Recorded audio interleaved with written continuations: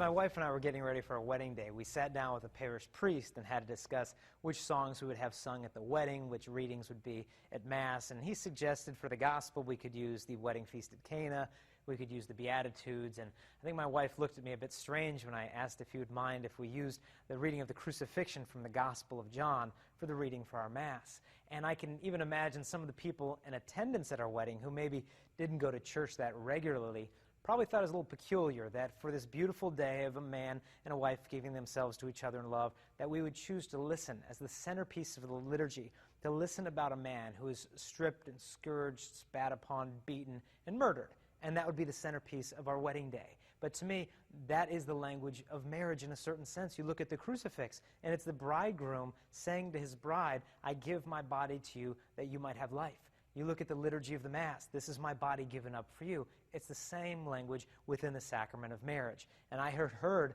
of another young man for his wedding day, during the wedding reception, instead of taking off his bride's garter and throwing it to a bunch of single guys, instead of repeating that useless tradition, what he did instead is he had his bride sit down in the reception hall in front of all of the wedding guests, and he had brought over a bowl and a pitcher of water, and he got down on his knees before his bride, took off her shoes, and he washed her feet in front of everyone in attendance, telling them, I'm going to be the head of this family, and as the Christian head of this family, I'm going to serve in humility, serve my bride, and serve the children that she blesses me with. And so through this example of sacrifice and service that we've been given in Christ, every husband can look to that as an icon of what it truly means to love a woman before marriage and even within the sacrament of marriage. So whenever we lose sight of what love is truly about, all we need to have is a crucifix to remind us. So in the meantime, stay strong and pure. God bless.